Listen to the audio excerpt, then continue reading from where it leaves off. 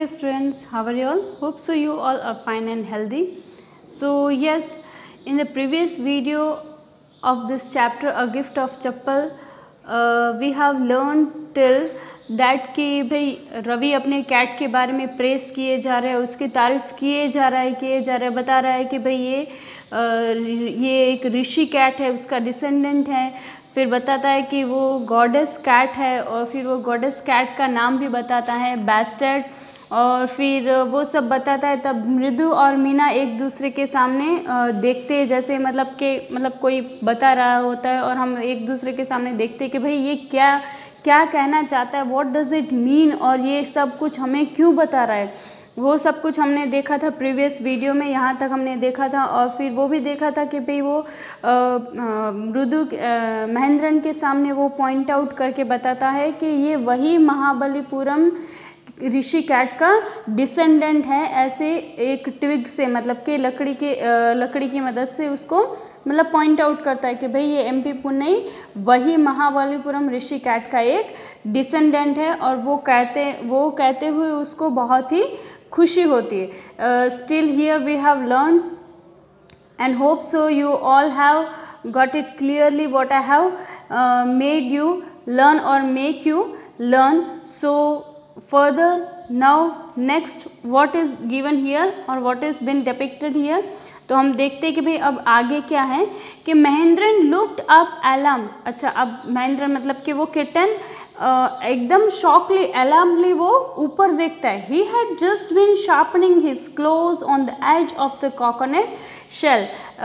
मतलब कि वो जो हमने पहले देखा था कि भाई वो कोकोनट शेल में वो उसको मिल्क पिलाता है रवि, उस कोकोनट शेल में उसने मिल्क पोर किया था रवि ने, उसी कोकोनट शेल में वो अपने क्लोज मतलब कि अपने पंजे, अपने नाखून उस एड्ज पे वो घिसता है, मतलब कि शार्पनिंग ऐसे नॉइस मतलब कि ऐसे घिस रहा है वो। बट वर्स देन रवि's awful उफ एक was a screech from the window। अच्छा, अब बट वर्स देन रवि's awful उफ एक was a screech, मतलब कि एक क्रीच ऐसा आवाज़ आने लगता है फ्रॉम द विंडो से एक आवाज़ आने लगता है। रवि मतलब ऐसे भयानकली या तो फिर ऐसे शॉकली देखते हैं, अरे भाई ये क्रीच आवाज़ कहाँ से आ रही है, व्हाट अ वियर्ड साउंड, ये कैसा आवाज़ है। इफ़ मृदु वो स्टार्टल मतलब कि एकदम आश्चर्यजनक वो देखती है मृदु। एमपी पुन्नई वॉज फ्राइटन, वो आवाज़ सुनते ही मृदु एकदम शॉक्ड हो जाती है, और जबकि एमपी पुन्नई मतलब कि वो किटन वो डर सा जाता है आउट ऑफ इट्स विड्स, मतलब कि वो डर सा जाता है। Hair standing on end he bounced up and scurried towards a bamboo tree of red chilli that had been set out to dry. अच्छा, वो जैसे कोई किटन डर सा जाता है तो वो कैसे अपने छुपने लगता है, भागता है यहाँ वहाँ भागता है, वैसे ही किटन को भी डर लग रहा था, इसलिए उस आवाज़ से वो डर चुका था, इसलिए वो यहाँ वहाँ भाग रहा था। और जैसे ही हेयर स्टैंडिंग ऑन एंड मतलब कि कैसे डर जाते तो जैसे बिल्ली के कान खड़े हो जाते, पूँछ खड़ी हो जाती है, ऐसे वो डर सा जाता है। ही बाउंस्ड अप मतलब कि ऐसे उसने जंप लगाया। स्क्योर्ड टूवर्ड्स अ बाम्बू, स्क्योर्ड मतलब कि मूव हार्डली, या तो फिर ऐसे धीरे से, या तो फिर ऐसे कोई डर सा जाता है तो कैसे तुरंत ही ऐसे जंप लगा कर भागता है, वैसे ही किटन भी डर सा गया और उसने जंप लगाया। Tray of red chilli that had been set out to dry. अच्छा, वहाँ पे एक लाल मिर्ची की ट्रे वहाँ पे रखी गई थी सुखाने के लिए, तो उस पर वो एक्चुअली वो उस पर जंप करना नहीं चाहता था, या तो उसको गिराना नहीं चाहता था उस ट्रे को, लेकिन वो डर के मारे यहाँ वहाँ भाग रहा था। तो जैसे ही उसने जंप लगाया किटन ने, तो वहाँ पे एक चिल्ली की ट्रे रखी थी सुखाने के लिए, उसके ऊपर वो जा गिरा। Trying to hide beneath it, और वो बीनेथ इट मतलब किसी के पीछे वो छुपने की कोशिश कर रहा था। He tipped a few chillies over himself, मतलब कि जैसे उसने छलांग लगाई या जंप किया तो वो पूरी ट्रे उसके ऊपर आ गिरी, मतलब कि फ्यू चिल्लीज उसके ऊपर गिरी। म्याऊ ही हॉल्ड मिसरेबली, मतलब कि वो जैसे वो डर सा गया था, इसलिए हॉल्ड मतलब कि रोना, हॉल्ड मतलब कि रोना। Here howled given the meaning crying loudly म्याऊ म्याऊ उसको करने लगा। The screeching went on and on, लेकिन वो क्रीचिंग जो साउंड था वो ऑन एंड ऑन मतलब कि अभी भी चल ही रहा था। व्हाट्स नॉइज सेड मृदु, अरे भाई ये कैसी आवाज़ें। That's Lally learning to play the violin grunted Ravi. अच्छा, अब हमने अब तक रवि को इस कैरेक्टर को हमने यहाँ पर पढ़ा था, फिर मृदु को पढ़ा था। अब ये लली भी एक कैरेक्टर है जो इस स्टोरी का ही एक पार्ट है। तो बताया, मृदु ने पूछा कि भाई ये कैसा आवाज़ है। तो रवि ऐसे धीरे से बताता है, ग्रंटेड मतलब जैसे बोलते हैं ना कैसे धीरे से, हाँ वो लली है जो वायोलिन प्ले कर रही है। ऐसे ही रवि ने that's Lally learning to play the violin, मतलब कि वो वायोलिन प्ले करना सीख रही है। She will never learn a thing, मतलब वो रवि बताता है कि वो कभी सीखेगी ही नहीं। The music master just go on playing like a train whizzing on and on while Lally's all the time derailing.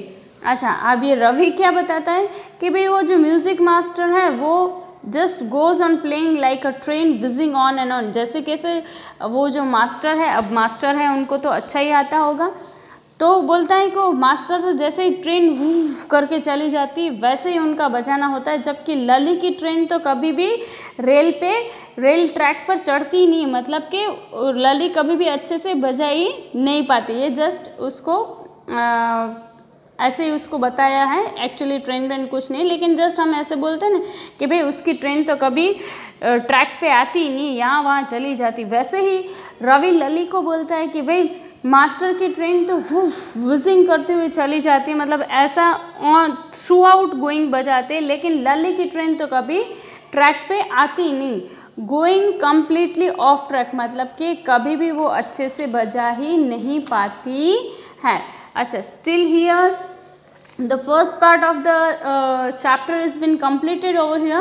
So again just मैं आपको few points revise करवा दे रही हूँ, उसके बाद हम इसी first phrase का हम exercise लेंगे। So revising very quickly some of the important point that कि a gift of चप्पल्स ये चैप्टर है। उस चैप्टर में मृदु नाम की एक लड़की है जो अपने ग्रैंडमदर के साथ रहती है मद्रास में, और एक दिन ग्रैंडमदर उसको एक दोपहर अपने आंट के वहाँ ले जाती है, और वो आंट का नाम क्या था आपको याद होना चाहिए, सारे नाम सारे कैरेक्टर यहाँ पे याद होना चाहिए। रुकुमनी उसके आंटी का नाम था, और उस आंट के घर पे वो लोग दोपहर को जाते हैं। उसके 3 कजिन्स भी है यहाँ पे, लली, रवि एंड मीना, वो उसके घर पे जाती है। वो तीनों उसके जो कजिन्स होते हैं उसको देखकर खुश हो जाते हैं। उसको एक बैकयार्ड मतलब घर के पीछे जो बिटरबरी बुश है उसके पास वहाँ पे लेकर जाते हैं। वहाँ पे उसने एक कैट के बच्चे मतलब के किटन को गेट के पास से पाया था सुबह को।